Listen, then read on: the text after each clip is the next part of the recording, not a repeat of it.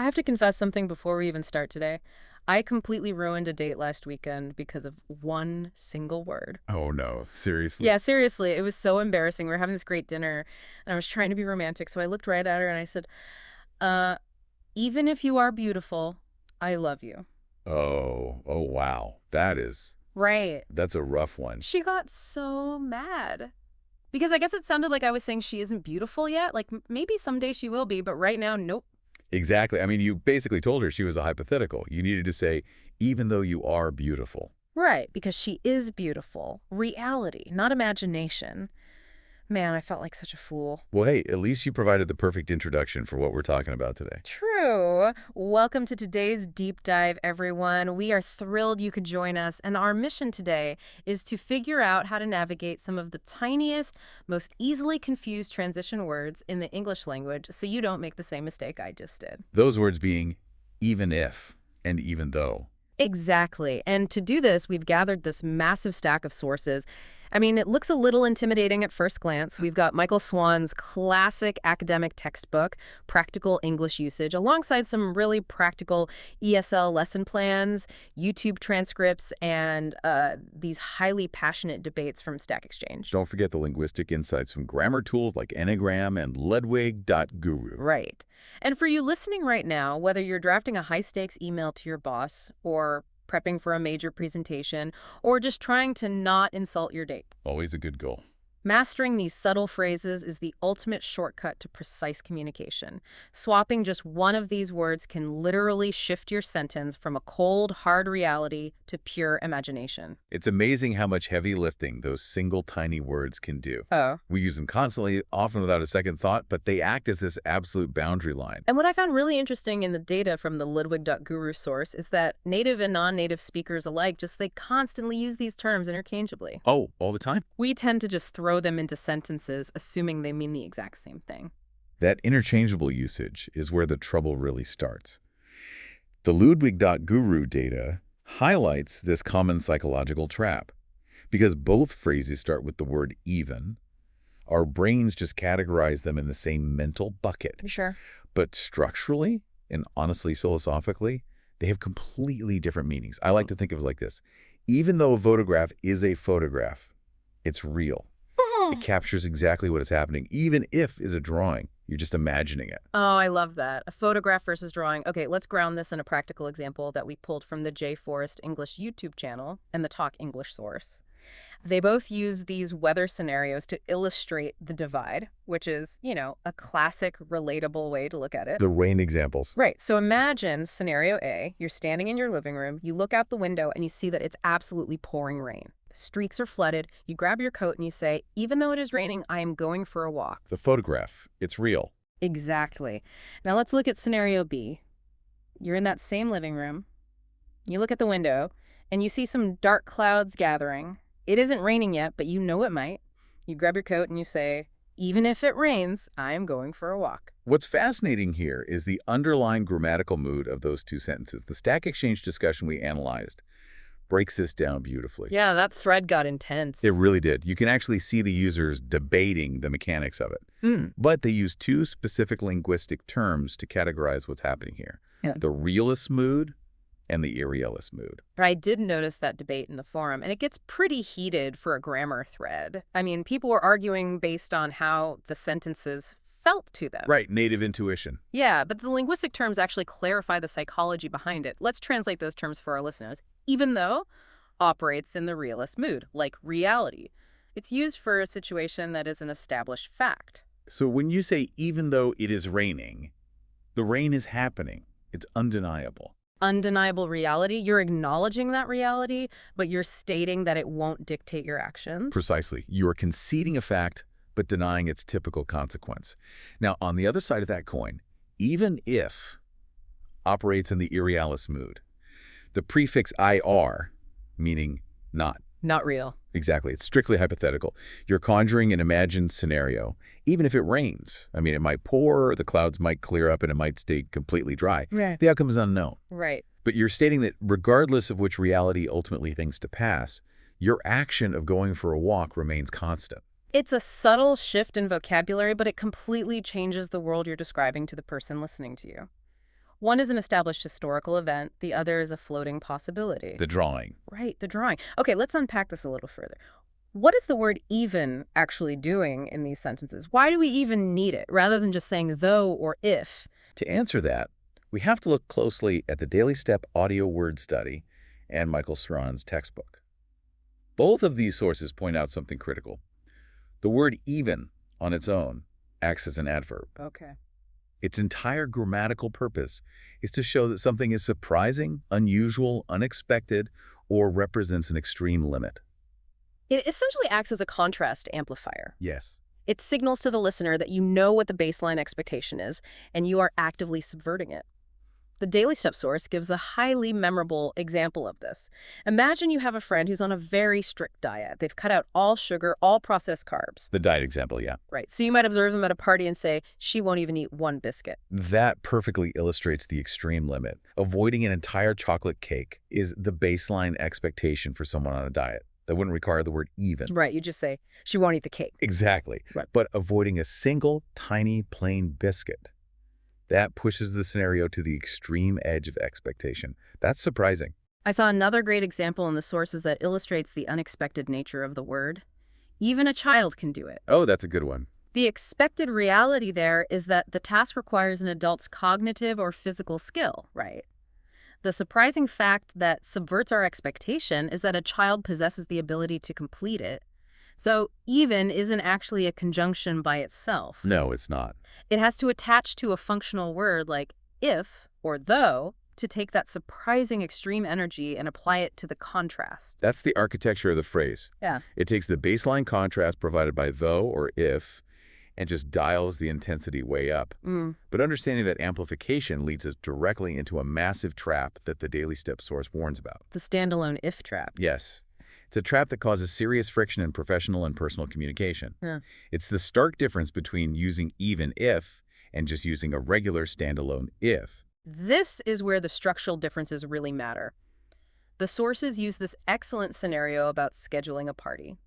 Let's analyze the first version of the sentence.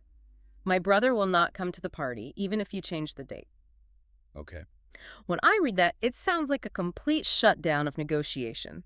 You're telling the person that their effort to fix the schedule is entirely pointless. It absolutely shuts the negotiation down.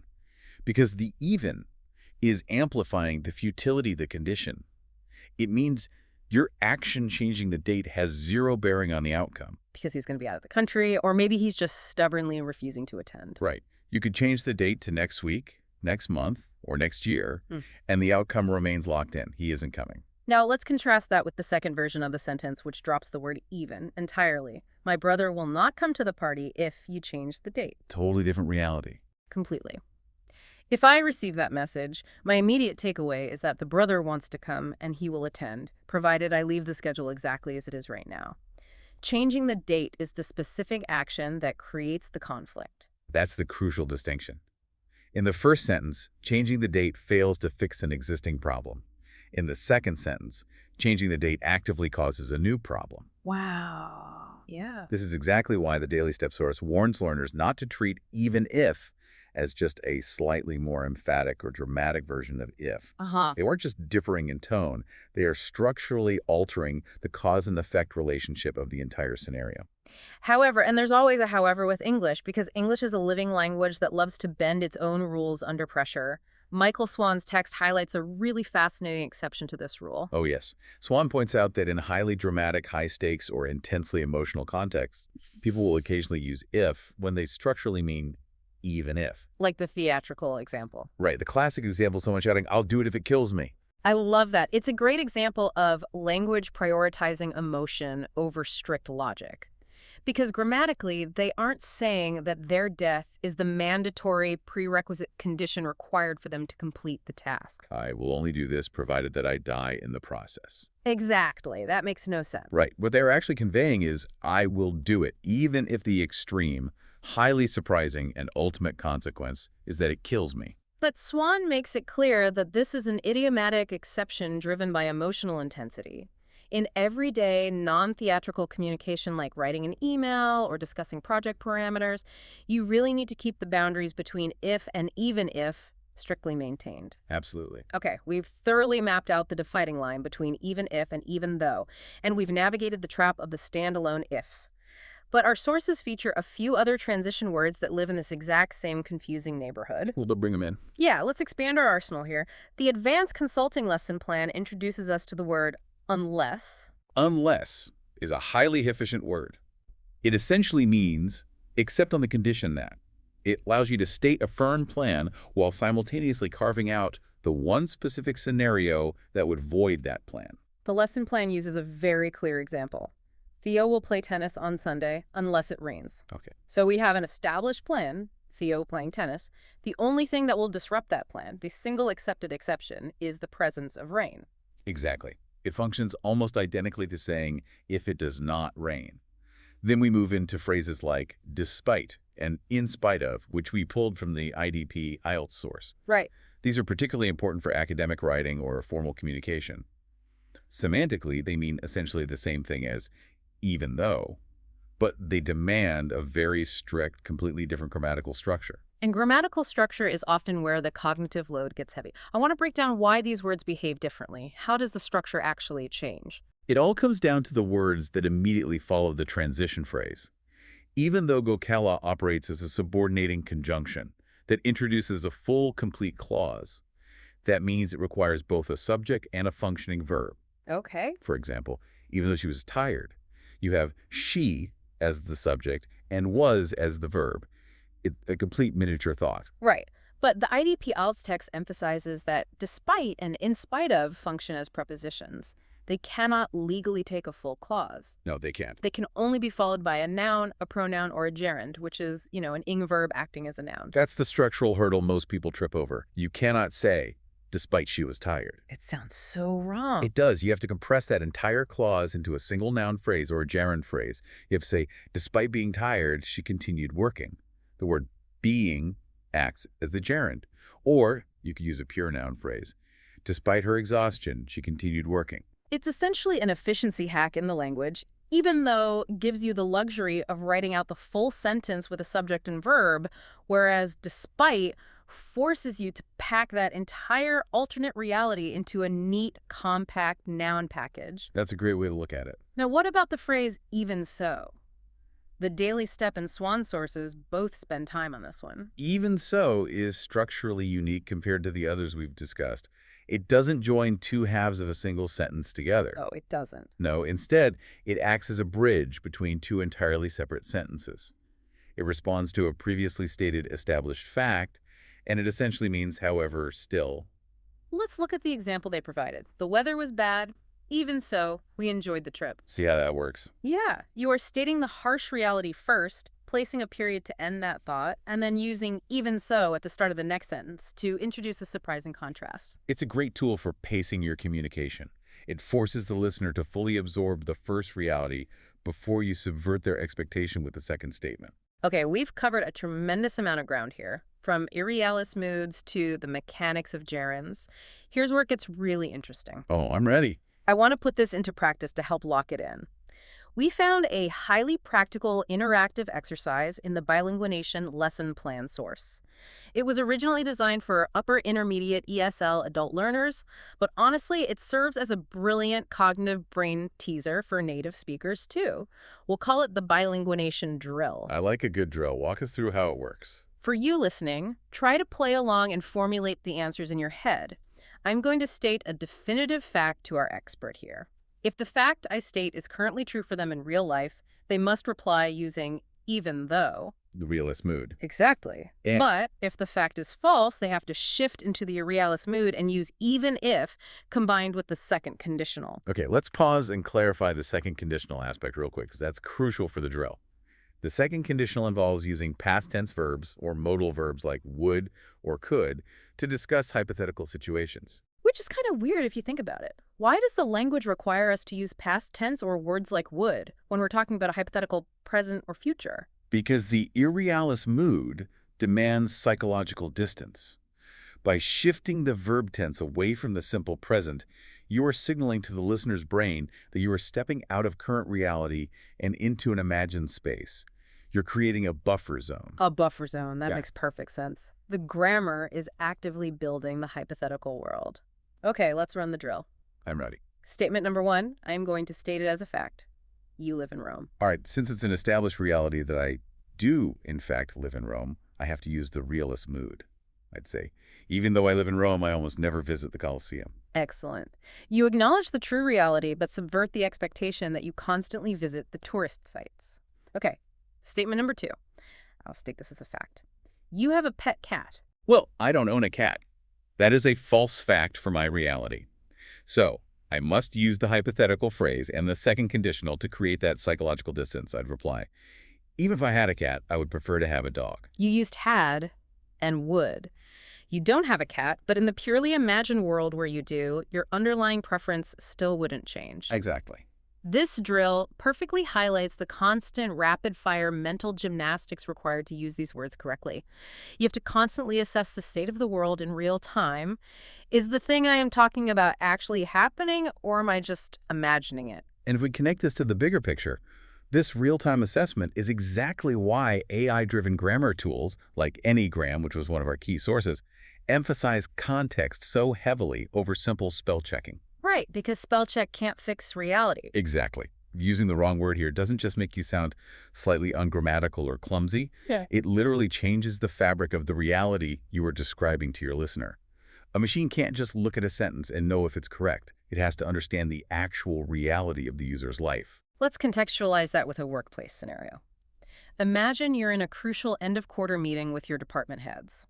You stand up and say, even though we didn't get the marketing budget, we launched the product on time. Okay, strong statement. Right. You are stating a concrete historical fact. The budget was definitively denied. By using even though, you are ensuring that everyone in that room now accepts that denial as part of the shared reality, and they recognize your team's concrete achievement in overcoming it. But imagine you make a subtle slip of the tongue and you say, even if we didn't get the marketing budget, we launched the product on time. Ooh. You've suddenly painted a hypothetical, murky picture. You're implying to the room that the status of the budget is completely unknown, or perhaps that the budget ultimately didn't matter either way. You instantly lose the definitive, authoritative claim that your team successfully navigated a real-world obstacle. It's the stark difference between proudly taking credit for surviving a devastating real-life storm versus casually discussing a storm that might never have actually happened. You dilute your own reality by using the wrong transition word. That's why precision is paramount in professional communication, or in high-stakes academic writing like the IELTS test. You want your listener or your reader to be firmly grounded in the exact reality or the exact, meticulously constructed hypothetical scenario that you intend to share. Ambiguity in these tiny words leads to massive structural misunderstandings. So what does this all mean for you, the listener? It means that grammar isn't just a set of rigid, punitive, or boring rules designed to make us feel insecure about how we speak or write.